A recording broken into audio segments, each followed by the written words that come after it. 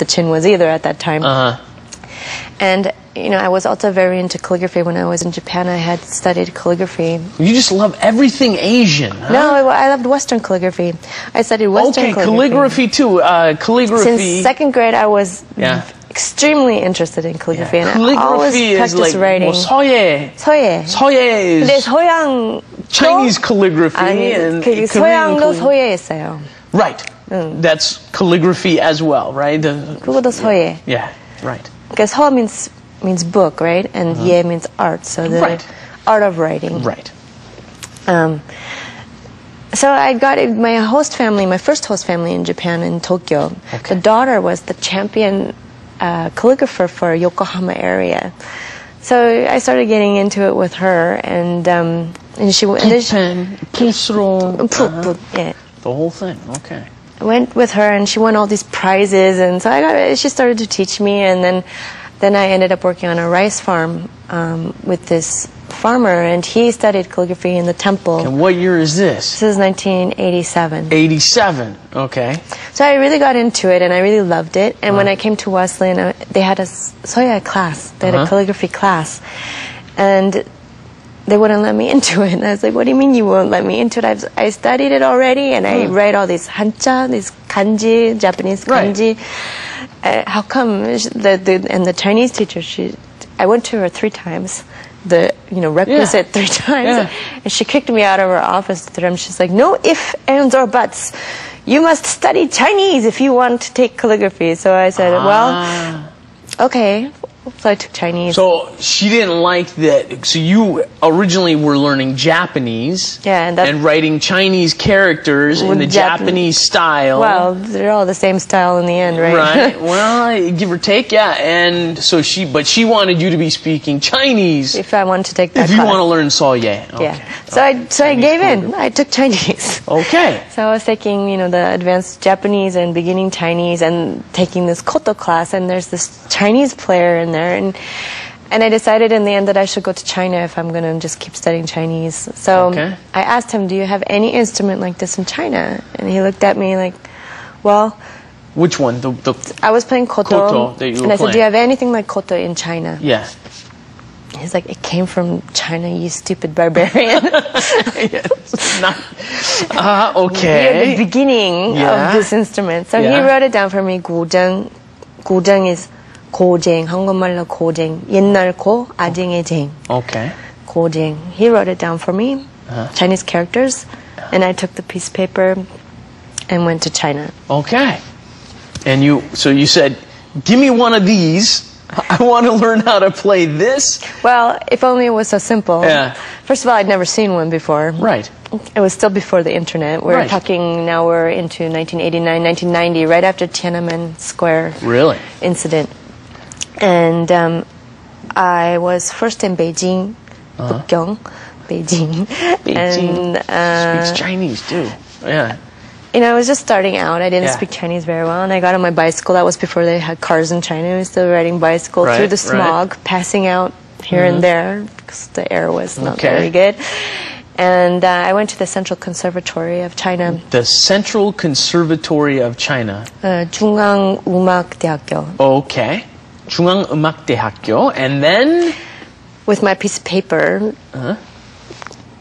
이거 공부하고 싶다고. 이 악기를 공부하고 싶다고 여름인데 너무 덥고 거기 자전거 타고. They said they wouldn't let me in the gate because it was right after Tiananmen Square, and they didn't want to get into trouble. So they're like, you're a foreigner and there's ain't no passing this line. Go away. So I couldn't get in. I couldn't find a teacher, and I spent the whole summer trying to get into, permission to go in. How'd you finally get? I never got a teacher in Beijing, so then I moved down to Nanjing, and I was at Nanjing, 그곳은 남경, 남경대학교, looking for a teacher, and eventually ended up at 남경예술대학교. So you're studying Chinese during this time, and you're trying to learn this instrument, but nobody will let you. Because I'm a foreigner. Right, because you're a foreigner. So eventually I found this guy, a trickster. Anyway, to make a long story short, I eventually entered as I brabbed my way into the school, 남경예술대학원.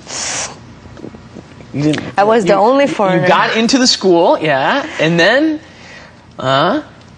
you learned. How long did you study the? Then I started studying 고증 and the calligraphy, coding and calligraphy 소예. Yeah. For how long? About a year. For a year. Yeah. We spent a year studying that.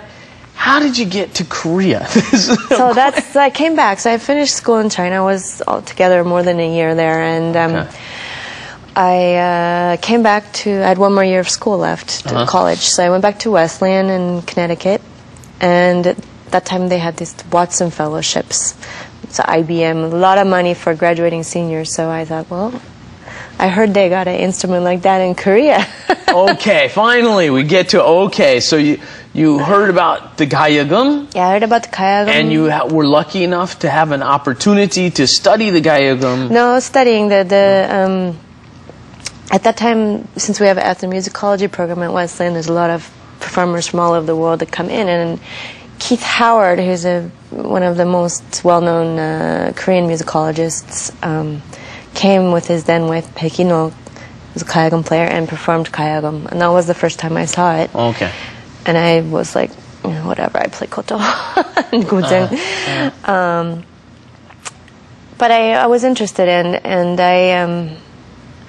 I eventually competed the whole year for the scholarship. It's a national scholarship, so I came in second place, which means you don't get anything. But I'd already started to set up things. So I got in touch with the komungo player, Kim Jin-hee from New York. She's an electric komungo, and she does a lot of fusion jazz kind of komungo playing.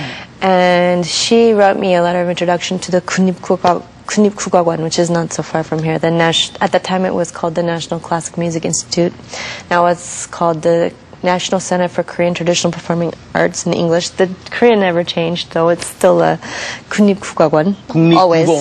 국립국악원. 국악원. Okay, yeah. And I went there with a scholarship from 국립국악원. It was very hard, though, because I didn't have a housing situation here, and I didn't really speak Korean. So you got a scholarship there. 거기서 장학금 받으셔갖고. Yeah. And then how long was the scholarship? Well, it started out with 1 year, but then I just kept staying and studying more. Because what year was that? That was in 1992. 1992.